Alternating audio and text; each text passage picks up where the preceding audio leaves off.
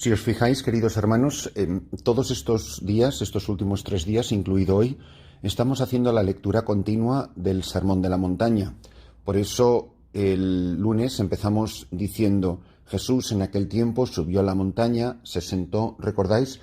Y es donde nos está dando la nueva ley, la ley que va a marcar la vida de aquellos que entran en la nueva y eterna alianza, que será sellada con la sangre de Jesucristo, que será sellada en el madero de la cruz, pero sobre todo será sellada en la resurrección.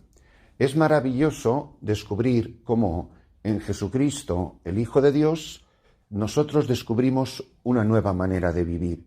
Eso es precisamente lo que es el Evangelio, una nueva manera de vivir. Una nueva manera no de hacer cosas diferentes, sino un principio interior que define nuestra existencia, que define nuestra historia, que define lo que somos y lo que hacemos. Por eso os animo muchísimo a escuchar este pasaje del Evangelio que nos propone hoy, como digo, conforme al Sermón de la Montaña, que empezó con las bienaventuranzas, y hoy nos dice en 3 versículos, capítulo 5, del 17 al 19. En aquel tiempo dijo Jesús a sus discípulos: no creáis que he venido a abolir la ley o los profetas. No he venido a abolir, sino a dar plenitud. Os aseguro que antes pasarán el cielo y la tierra, que deje de cumplirse hasta la última letra o tilde de la ley. El que se salte uno solo de los preceptos menos importantes y se lo enseñe así a los hombres, será el menos importante en el reino de los cielos. Pero quien los cumpla y enseñe será grande en el reino de los cielos. Mirad, la soberbia del hombre, desde Adán y Eva, pero la soberbia del hombre moderno llega a tales extremos en nosotros, en ti y en mí. Llega a tales extremos que lo que hace es convertirnos a nosotros en autónomos. Auto es propio, nomos es ley. Que yo soy mi propia ley, que yo soy independiente. Es lo que quería Adán y Eva, ser los dueños del paraíso y expulsar a Dios de ese paraíso. Seréis como dioses y ser nuestros propios dioses. Es el drama del hijo pródigo, que le pide al padre su parte de la herencia porque le estorba el padre, pero solamente quiere sus cosas. Quiere ser autónomo, quiere ser independiente. Son 2 palabras bastante anticristianas: la autonomía y la independencia. La respuesta al pecado de Adán, a esa autonomía, es la obediencia, que vemos desde Abraham hasta Jesucristo y en toda la revelación. Lo vemos en San Pablo, en los demás apóstoles, y lo vemos luego después en la historia de la Iglesia, en los grandes santos que son los grandes testigos. El obediente es el que no es autónomo, sino el que es dependiente. Cuanto más dependiente es una persona de Dios, más hijo es, más persona es, porque ser persona es depender, es capacidad de relación. Precisamente el título más grande que se le puede dar a una persona es el de ser hijo. Y si algo es un hijo, es una persona dependiente de sus padres, de su padre y de su madre. Y eso no solo no nos quita dignidad, sino nos convierte en lo que realmente somos. En una brevísima homilía como esta, es imposible hacer una síntesis de todas las frases donde Jesús habla de su dependencia del Padre. El Padre y yo somos uno, el Padre me ha enviado, el Padre, yo siempre hago lo que le agrada al Padre, pero no se cumpla mi voluntad sino la tuya, y así un sinfín de expresiones que reflejan esta dependencia. Para nosotros esto ahora se expresa, esta dependencia de las personas divinas, del Padre, el Hijo y el Espíritu Santo, se expresa en nuestra dependencia de la Iglesia. A mí me sobrecoge la desobediencia generalizada que ves entre los sacerdotes. Muchos hacen lo que les da la realísima gana. A mí, por ejemplo, me han preguntado muchas veces: ¿usted por qué siempre viste de sacerdote? Y puedo dar 40 razones, pero siempre doy la misma, porque es, a lo mejor yo creo, por pereza. Siempre digo: porque lo manda la Iglesia. Pero es que, si es que lo manda la Iglesia y ya está, yo he venido aquí a obedecer. ¿Prometes obediencia y respeto a mí y a mis sucesores? Pero si yo para ser sacerdote a lo que me tuve que comprometer es a obedecer. Cuando tú ves a las religiosas, maravillosas, muchísimas de ellas, gracias a Dios, y ves la cantidad de religiosas que hacen una cantidad de labores por los pobres, por los demás, por los necesitados, pero esa misma religiosa muchas veces hace lo que le da la realísima gana. Dice, pero vamos a ver, hermana, usted no hizo una promesa de obediencia. Cuando una pareja, un matrimonio se casa, no están viviendo, estáis dispuestos a amaros y respetaros, que es lo que supone esta dependencia el uno del otro. ¿Por qué se separan muchísimos matrimonios? Muchísimos matrimonios se separan porque no se aguantan, porque perciben la voluntad del otro como una injerencia en su autonomía, en su independencia. Mucha gente no se quiere casar porque no quiere que la manden o no quiere compartir las decisiones de su vida con otra persona. Por eso, hoy la palabra de Dios, que es brevísima, es de una hondura y sobre todo es una palabra que me recuerda mucho a la sal de ayer, la sal que escuece, la sal que hiere.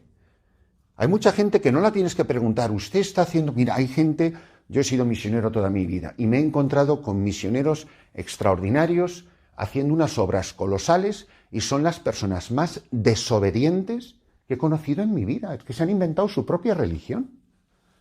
Dice, pero qué pena haberte venido tan lejos, mira todos estos proyectos que has construido y eres un desobediente o eres una desobediente. Y es tristísimo y es lamentable.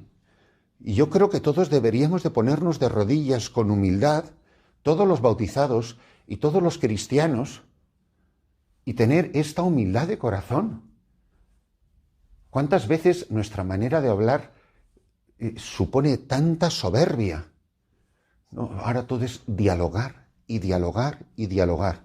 Yo siempre pienso que si los misioneros, que si las personas dedicadas al apostolado hubiéramos empleado en servicio a los demás y en oración a Dios el tiempo que hemos malgastado dialogando, vamos, si un matrimonio tuviera que dialogar todo lo que dialogan las religiosas con sus, ya no se llaman superioras, porque líbreme Dios de tener a alguien que sea una superiora. Ahora las llaman animadoras en algunos sitios. Animadoras, eso es para adolescentes de 15 años. Una cosa patética, pero una señora religiosa que lleva 10, 15, 20, 40 años en la misión, necesita que otra monja la anime. ¿No está ya bastante animada? A mí que me anime el Espíritu Santo, y que me anime el amor de Dios, y que me anime nuestro Señor Jesucristo. Yo no necesito a esta señora que venga a animarme. Yo lo que necesito a esta señora es a que me ayude a discernir el querer de Dios y la voluntad de Dios en mi vida, aunque me escueza, aunque me duela y aunque no me apetezca. El cáliz que de beber no lo beberé.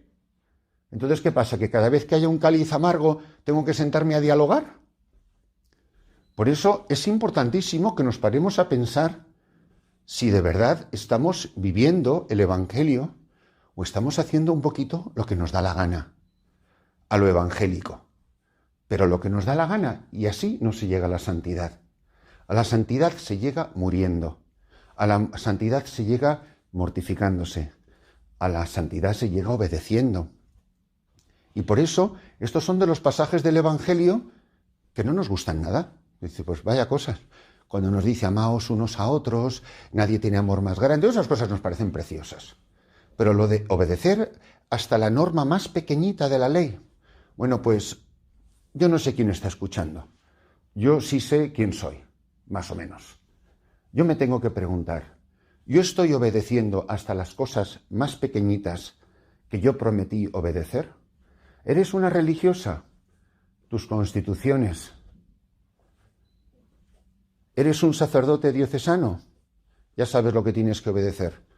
Tienes las encíclicas, tienes las enseñanzas del Papa, tienes el derecho canónico, tienes todas las normas que da tu obispo, tienes todos los criterios que te dan los papas, tienes un montón de ideas. O sea, ¿qué es lo que hay que discutir? Si lo que hay que hacer es obedecer.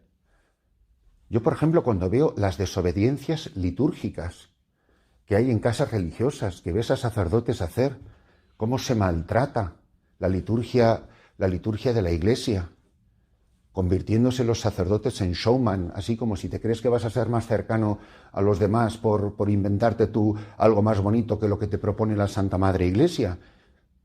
Aparte de que supone una ignorancia supina de no tener ni idea de lo que es la liturgia, porque la liturgia no es obra de los hombres, sino es obra de Dios, es el Opus Dei, y el Opus Dei quiere decir que es la obra de Dios. El Opus Dei no es un movimiento en la Iglesia, sobre todo.